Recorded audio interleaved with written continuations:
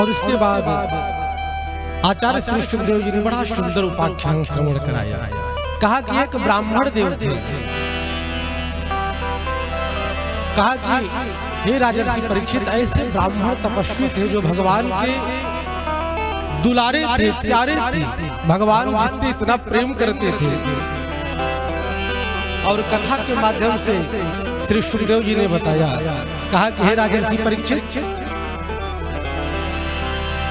कि कृष्णस्यासीद सखा कश्चिद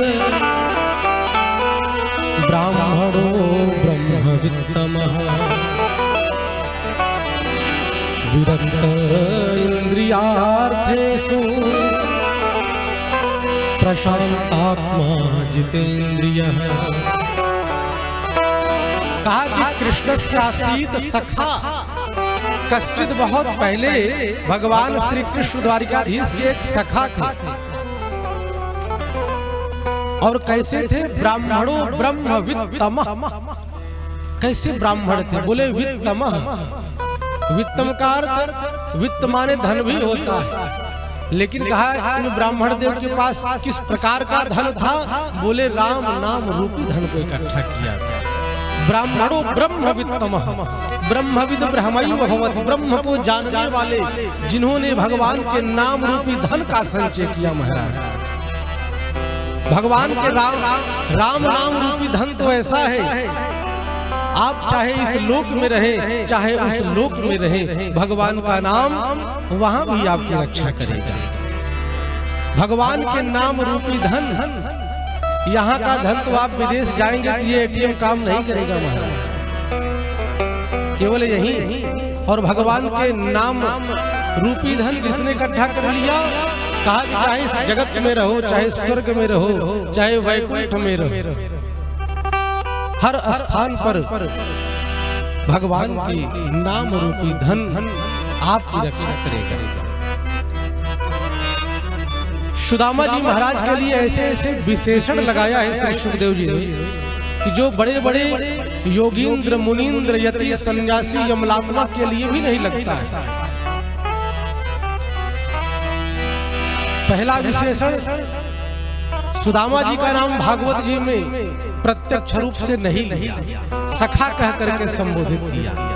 कृष्णस्यासीत सखा कश्चित ब्राह्मणो ब्रह्मवित्तमः। सुदामा जी कैसे हैं? ब्रह्मवित्तमः। और दूसरा विशेषण, विरक्त इंद्रियार्थेषु। सुदामा जी के लिए विरक्त शब्द का प्रयोग किया। विरक्त का मतलब जिनकी इंद्रियां अंतर्मुखी हो चुकी हैं, किसी भी प्रकार से कोई कामना नहीं, किसी से याचना नहीं, परमात्मा से कुछ मांगना नहीं। तो विरक्त नाम किसी लाल पीले वस्त्र का नहीं। सुदामा जी के लिए विरक्त शब्द का प्रयोग किया है। श्री सुखदेव जी कहते हैं सुदामा जी कैसे? बोले विरक्त इंद्रियार्थेषु। और फिर तीसरा विशेषण लगाते हैं, सुदामा जी कैसे हैं? प्रशांत आत्मा, जिनके भीतर किसी भी प्रकार की कोई कामना नहीं, कोई याचना नहीं, किसी भी प्रकार का उथल पुथल नहीं, मन एकदम शांत, भगवान के चरणों में अनन्य रति, ऐसे श्री सुदामा जी। और सुदामा जी कैसे हैं? बोले जितेंद्रिय, रूप रसगंध शब्द स्पर्श, आंख चाहती है सुंदर दृश्य दिखाई दे, रसना चाहती है सुंदर व्यंजन मिले, कर्ण चाहता है कि सुंदर शब्द मिले, शरीर चाहता है कि सुंदर वस्त्र पहनूं। प्रत्येक इंद्रियां मनुष्य को अपनी तरफ खींचती हैं, आकर्षित करती है। लेकिन सुदामा जी कैसे हैं? जितेंद्रिय। सुदामा जी की इंद्रिय वही चाहती है जो सुदामा जी चाहते हैं। इंद्रियों पर पूर्ण नियंत्रण, ऐसे श्री सुदामा। श्री सुखदेव जी कहते हैं सुदामा जी इतने परम विद्वान, सुदामा जी ने कभी अपनी पत्नी को भी नहीं बताया कि मेरे साथी द्वारिकाधीश है। अब आप विचार करें कि सुदामा जी का जीवन कितना धन्य है, त्यागमय है, और भगवान से किसी भी प्रकार की कोई याचना नहीं। सुबह मिल जाता, शाम के भोजन की व्यवस्था नहीं, लेकिन भगवान से कभी कुछ मांगा नहीं, और भगवान के प्रति किसी भी प्रकार की कृतज्ञता नहीं, भगवान के प्रति कृतज्ञता थी। और हम लोग छोटी छोटी बाधाएं आ जाती हैं, भगवान को कोसने लगते हैं कि प्रभु हम आपकी इतनी उपासना करते हैं, पूजा करते हैं, और आप इतना दंड देते हैं। छोटी छोटी बाधाओं से हम विचलित हो जाते हैं और भगवान को कोसने लगते हैं। धन्य है श्यामा, ऐसी विपन्नता है जीवन में, लेकिन भगवान से किसी भी प्रकार का कोई याचना नहीं, कोई कामना नहीं, बल्कि सुदामा जी ये कहते हैं प्रभु आपकी बहुत बड़ी कृपा है इस दास पर, बहुत बड़ी कृपा है, कम से कम मानव तन दिया। एक दिन भगवान को ही दया लगी और भगवान एक याचक के रूप में, जब सुदामा जी कहीं गए हुए थे, उनके घर पर भगवान जी पहुंचे हैं और भिक्षा मांगा है। भिक्षाम गए। सुदामा की पत्नी सुशीला, जैसा नाम वैसा ही गुण, कभी भी अपनी पत्नी से अनाधिकार चेष्टा नहीं की कि नहीं मुझको यह चाहिए ही, चाहे जैसे भी, जो मिल जाए उसी में संतुष्ट रहती थी। और भगवान याचक के रूप में पहुंचे हैं। सुशीला निकली और सुशीला ने कहा कि हे याचक, मैं तो हमारे यहाँ ऐसा सूतक लगा है, ऐसी दुर्भगा हूँ कि आपको कुछ दे भी नहीं सकती। भगवान ने कहा कैसा सूतक लगा है? कहा कि क्या बताऊं कि हमारे यहाँ ऐसी बिटिया का जन्म हुआ है जो अखंड सूतक चल रहा है। कहा कैसी? कहा दरिद्रा नाम की बिटिया का जन्म हुआ है। और भगवान ने कहा कि मैंने तो सुना है कि आपके पति साक्षात त्रिलोकीनाथ द्वारिकाधीश के मित्र रहे। भगवान कह करके चले गए। सुदामा जी आए, सुशीला ने सेवा की और पूछा, रात्रि में पैर दबाते हुए कहा कि स्वामी जी मैंने सुना है कि आपके मित्र द्वारिकाधीश। सुदामा जी जैसे ही द्वारिकाधीश का नाम सुने अपनी पत्नी के मुख से प्रसन्न हो गए और कहा कि देवी तुमको किसने बताया? कहा कि एक याचक आए थे और उन्होंने कहा ऐसा। तो सुदामा जी को अपने बचपन की याद आ गई और सुदामा जी ने कहा कि हाँ सुशीले, हम लोग साथ गुरुकुल में महर्षि शांतिपुनी के आश्रम में साथ रहते थे, और जो पाठ मुझे याद नहीं रहता था और भगवान जानते थे कि सुदामा मारा जाएगा, गुरुजी दंडित करेंगे, तो भगवान भी मना कर देते कि यह अमुक पाठ मुझे भी याद नहीं। ऐसे ब्राह्मण भक्त द्वारिकाधीश। तो सुशीला ने कहा कि स्वामी मैं चाहती हूँ कि आप एक बार द्वारिकाधीश के यहाँ जाएं। सुदामा जी प्रसन्न हुए। पत्नी का मतलब पतनात् त्रायते इति पत्नी, जो अपने पति के पतन को मार्ग से बचावी, सदमार्ग पर लगावी, वो पत्नी। सुदामा जी प्रसन्न हुए। सुबह हुआ और सुदामा जी ने मन में विचार किया, उत्तम श्लोक दर्शन कि अयम ही परमो लाभ, उत्तम श्लोक दर्शन। कहा कि देवी तुम ठीक कहती हो, अयम ही परमो लाभ, हमारा लाभ भी होगा, हमारा सत्कर्म भी बनेगा, जीवन भी सुधरेगा और भगवान का दर्शन होगा। भगवान के दर्शन में जो लगावे, जो भगवान का भक्त बनावे, वो पत्नी। अब मैडम का क्या अर्थ होता है ये तो मैं नहीं जानता, लेकिन पत्नी का क्या अर्थ होता है? जो पतन के मार्ग से अपने पति को बचावे। आचार्य श्री सुखदेव जी कहते हैं, सुदामा जी ने कहा कि अपने मित्र के यहाँ, गुरु के यहाँ, राजा के यहाँ जब जाएं तो कुछ ले करके जाएं। और द्वारिकाधीश मेरे मित्र हैं देवी, और हमारे घर में तो कुछ है नहीं, मैं लेकर के जाऊं क्या? तो सुशीला ने कहा कि स्वामी आप चिंता न करें। सुशीला दौड़ करके अपने पड़ोस में गई है। श्री सुखदेव जी कहते हैं याचित्वा चतुरो मुष्टि विप्रान पृथक तंडुला चैलखंडेन तान बद्ध्वा भर्त्रे प्रादादुपायनम्। सुशीला दौड़ करके गई पड़ोस में 4 घरों से याचना करने पे 4 मुट्ठी चावल मिला। या जित्वा चतुरो मुष्टीन विप्रान पृथक तंडुलान। 4 मुट्ठी चावल, वो भी 4 प्रकार के, कोई मोटा कोई पतला कोई लंबा, लेकर के आई। कोई वस्त्र भी नहीं था कि स्वच्छ वस्त्र हो जिसमें उसको बांध दे। 4 कपड़े को लगा करके जैसे तैसे करके सुशीला ने बांधा। चैल खंडेन तान बद्ध्वा और भर्त्रे प्रादादुपायनम, और सुदामा जी को दिया। और सुदामा जी से सुशीला कहती है कि अपने मित्र को मेरा एक संदेश दे देना। क्या? कि एक मास दुई पाख में तो एकादशी हो।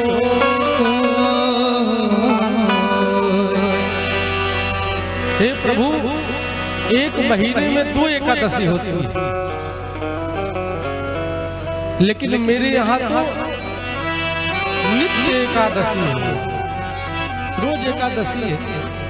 सुबह मिल जाए, शाम को भोजन की व्यवस्था नहीं।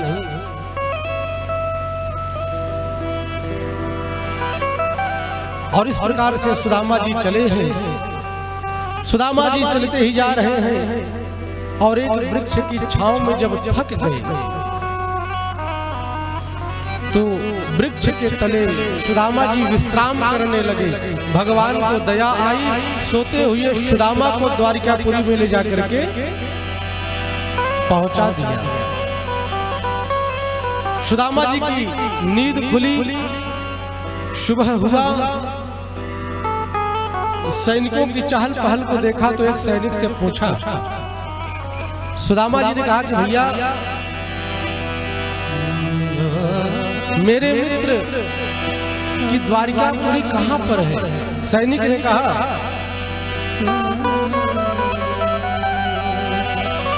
कि हे ब्राह्मण देव, आप जहां हैं यही द्वारिकापुरी है।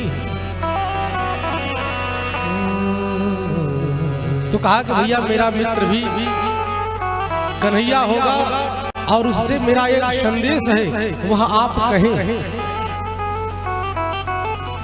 और इस प्रकार से सैनिक से जब कहा तो सैनिक भगवान को देखने लगे।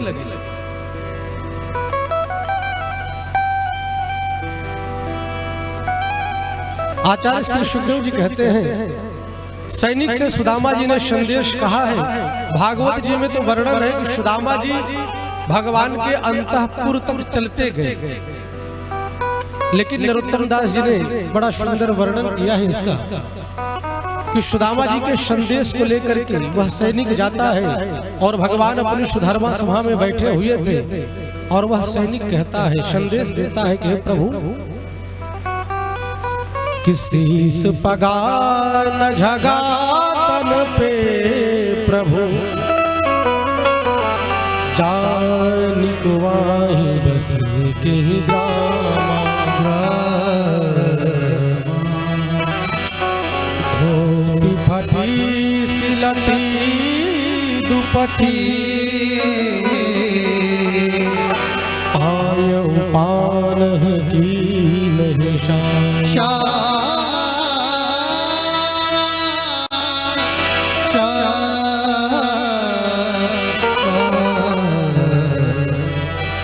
द्वार खड़ो द्विज दुर्बल,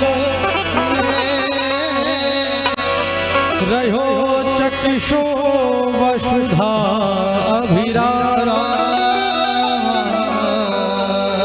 पूछत दीन दयाल कुधार,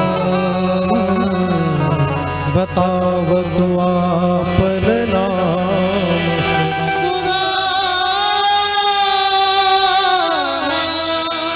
और जैसे ही भगवान ने सुदामा नाम सुना भगवान दौड़ पड़े। भगवान का पीताम्बर कहीं पर गिर गया, भगवान की खड़ाऊं छूट गई और भगवान दौड़ते ही जा रहे हैं। माता रुक्मणी, भगवान की सुधर्मा सभा के सभी लोग आश्चर्यचकित हो गए। ऐसा कौन सा व्यक्ति आ गया है जिसके लिए भगवान इतने विकल हो गए हैं, इतने आतुर हो गए हैं, व्याकुल हो गए हैं। ऐसा कौन सा व्यक्ति आ गया? माता रुक्मणी विचार करती है, अगर भगवान शिव भी आ जाए तो भगवान इस प्रकार से कभी विकल नहीं होते हैं। ब्रह्मादिक, सनकादिक, नारदादिक आ जाए तो भगवान को कभी इस प्रकार से विकल होते नहीं देखा। और सुदामा जी जब काफी समय तक खड़े रहे और उनको लगा कि मेरा मित्र कभी था, आज तो वो स्वर्ण की नगरी का मालिक है, स्वामी। पता रही इस गरीब दुखियारे से मिले कि न मिले। श्री सुखदेव जी कहते हैं कि सुदामा जी लौटने लगे और भगवान सुदामा सुदामा कहते हुए सुदामा जी के पास चले हैं। सुदामा जी के कान में जब भगवान के शब्द पड़े तो सुदामा जी रुक गए और सुदामा से कन्हैया मिले हैं। सारे द्वारिकावासी भगवान को इस प्रकार से विकल व्याकुल आतुर देखते हुए हतप्रभ है महाराज, आश्चर्यचकित है। आखिर में ये कौन सी विभूति आ गया है?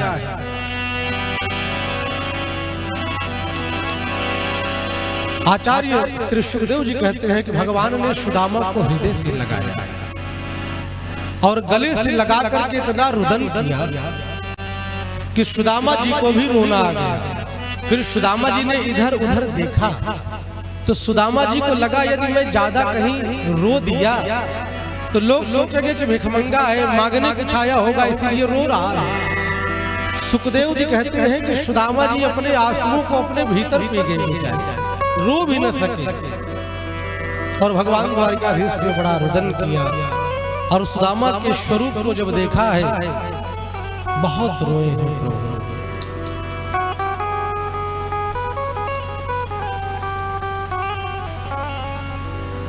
बोल भगवत्सल भगवान की जय हो। आचार्य श्री सुखदेव जी कहते हैं भगवान सुदामा जी को लेकर के अपने अंतःपुर में गए हैं और अपने स्वर्ण सिंहासन पर सुदामा जी को बैठा लाए। मित्र ऐसा होना चाहिए। मित्र कैसा? पयः पयवत मित्र। कहा जैसे दूध को एक व्यापारी बेचने जा रहा था, नाव पर बैठा, दूध के जल से मित्रता हुई और जल ने कहा कि दूध मुझे भी अपने साथ ले चल। हे मित्र, मैं भी बाजार में बिकना चाहता हूँ। और दुग्ध ने जल को अपना मित्र बनाया, दूध में जल मिला और दूध ने क्या किया, उस जल को अपनी जैसी कीमत दिया, अपने जैसा स्वरूप दिया। जल यदि दूध में मिला दो तो जल भी दूध है। जो कीमत दूध की वही कीमत जल। मित्रता कैसी? पयः पयवत मित्र।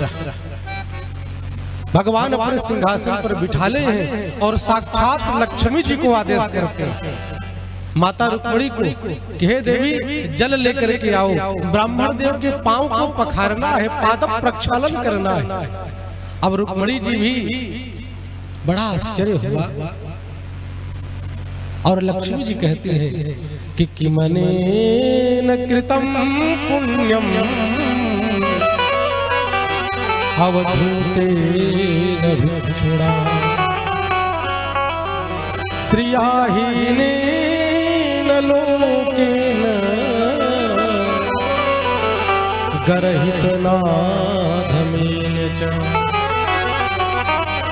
श्री सुखदेव जी कहते हैं कि लक्ष्मी जी विचार करती है किमनेन कृतं पुण्यम, इस ब्राह्मण देव ने कौन सा ऐसा पुण्य किया।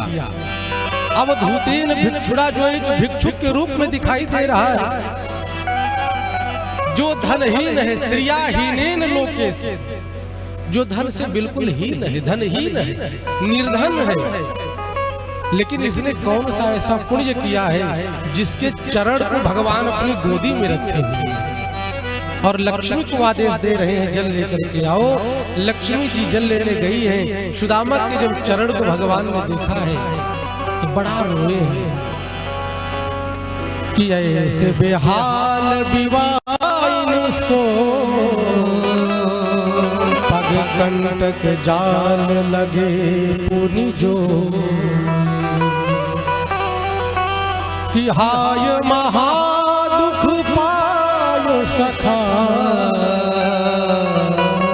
तुम आए तय नकते दिन खोए कि देखी सुदामा की दीन दशा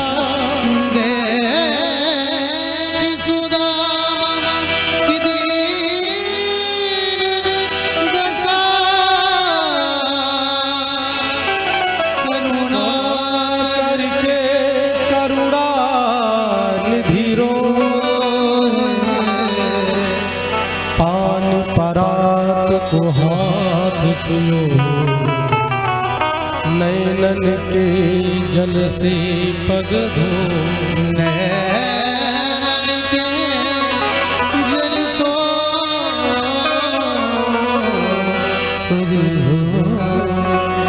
आज भगवान ने सुदामा की जब दीन दशा को देखा है बड़े विकल हो गए और भगवान इतने विकल हुए इतने अधीर हो गए कि जिस पैर में से एक भी कांटा निकाले तो वहां से रुधिर निकलने लगता और भगवान इतना रोए सुदामा को देख करके कि भगवान के मानो आंखों से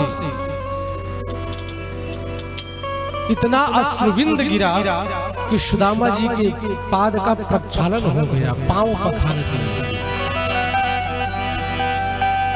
बड़ा प्यारा भाव, भगवान के नेत्र से जो जल गिरा यही सरयू जी है। वशिष्ठ तनया है सरयू जी। गंगा जी भगवान के चरणोदक से निकली और सरयू जी भगवान के नेत्रों से निकली। वशिष्ठ तनया है सरयू। मानो कि सरयू जी के जल से सुदामा जी के पांव को पखारा है और सुदामा जी को अपना पीतांबर वस्त्र पहनाया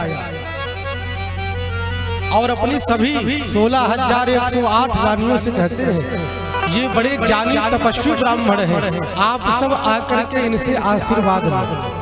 अब सुदामा जी बेचारे सिंहासन पर बैठे दुबले पतले। अब तो महाराज 16,108 रानी, मैं रुक्मिणी आपको प्रणाम करती हूँ। सुदामा जी बेचारे चिर सौभाग्यवती हो, पति प्रिया हो। मैं सत्यभामा आपको प्रणाम करती हूँ। सुदामा जी ने हाथ उठा करके सौभाग्यवती भव पति प्रिया भव। मैं जाम्बवती आपको प्रणाम करती हूँ। सौभाग्यवती भव पति प्रिया भव। मैं सत्या आपको प्रणाम करती हूँ। सौभाग्यवती भव पति प्रिया भव। मैं लक्ष्मणा आपको प्रणाम करती हूँ। सौभाग्यवती भव पति प्रिया भव। मैं नागनजिती आपको प्रणाम करती हूँ। सौभाग्यवती भव पति प्रिया भव। मैं कालिंदी आपको प्रणाम करती हूँ।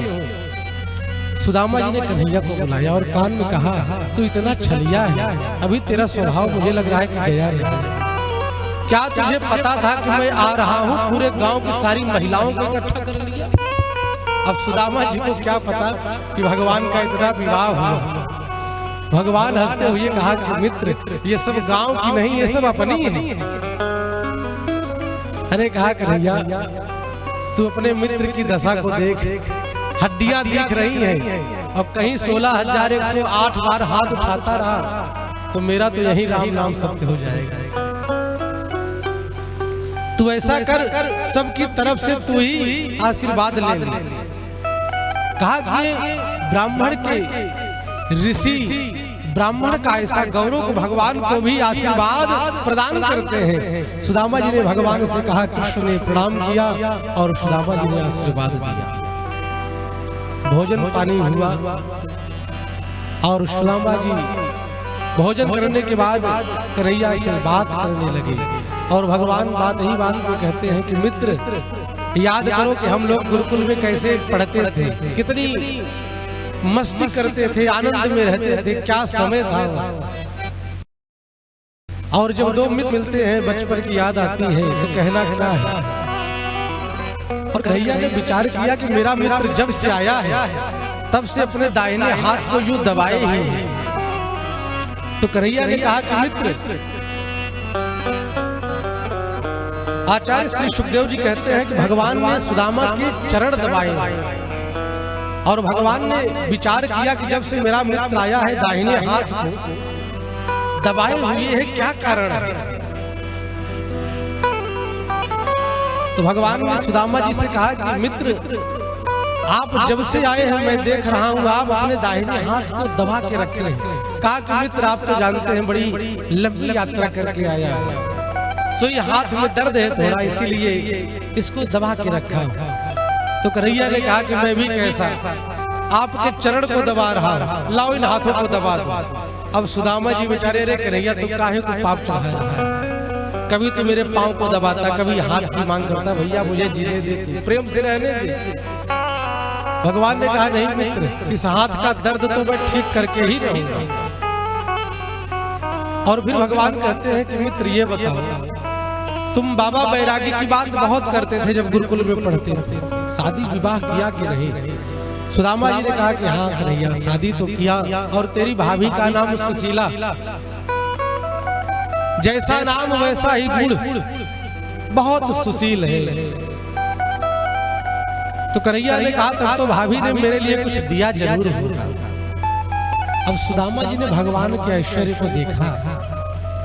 एक मित्र जिसके पांव में पहनने के लिए कोई उपान नहीं, और दूसरा मित्र जिसकी खड़ाऊं भी सोने की, एक मित्र जिसके कपड़े फटे मैले कुचैले, और दूसरा मित्र जिसका पीतांबर सूर्य को मात देने वाला, एक मित्र जिसके रहने के लिए घास फूस की झोपड़ी, और एक मित्र जो स्वर्ण की नगरी में रहता। कितनी विषमता। सुदामा जी बेचारे विचार करते हैं, अगर इन 4 मुट्ठी चावल 4 प्रकार के निकालूंगा तो ये भगवान की पत्नियां क्या सोचेंगी, कितना दरिद्र है ये। सुदामा जी निकालते हैं, भगवान ने याद दिलाया, कहा कि मित्र तुमको याद होगा कि हम लोग गुरुकुल में जब पढ़ने गए थे और माँ ने लकड़ी लाने के लिए, समिधा लाने के लिए भेजा, बारिश होने लगी, आपके दांत कटकटा रहे थे। सुदामा जी समझ गए कि बेइज्जती कर देगा। कहा कि हाँ कन्हैया, बात को काट करके सुदामा जी दूसरी बात करने लगते, और भगवान ने पीछे से हाथ से उस पोटली को निकाल लिया, पोटली को खोला है, और पोटली को खोल करके जब 4 मुट्ठी चावल देखा है तो श्री सुखदेव जी कहते हैं भगवान रो पड़े। और भगवान ने एक मुट्ठी चावल निकाल करके अपने मुख में लिया और द्वारिका जैसा वैभव सुदामा जी को प्रदान किया। भागवत जी में एक मुट्ठी चावल का वर्णन है कि सुदामा जी के चावलों को लेकर के भगवान ने एक मुट्ठी उसमें से निकाला, इति मुष्टिम सकृत जग्ध्वा, और जब भगवान ने उसको ग्रहण किया तो सुदामा को अपने जैसा लोक दिया। द्वारिकापुरी के सदृश सुदामापुरी का निर्माण हुआ, लेकिन सुदामा जी को पता न चला। और जब दूसरी मुट्ठी भगवान ने डाला तो माता रुक्मिणी ने हाथ पकड़ लिया। तो भगवान ने कहा कि हे लक्ष्मी, मेरे हाथ को पकड़ो नहीं, आप भूलो नहीं क्या कि विप्र प्रसादात् धरणीधरो, विप्र प्रसादात् कमलावरो, विप्र प्रसादात् अजित जितोऽहम्, विप्र प्रसादात् मम नाम राम। कहा कि हे लक्ष्मी, ये ब्राह्मण देव की कृपा है।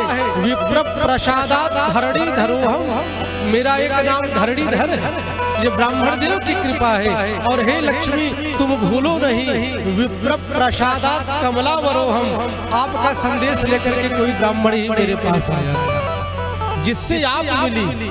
इसीलिए ब्राह्मणों के ऊपर जब मैं अनुग्रह करने लगूं तब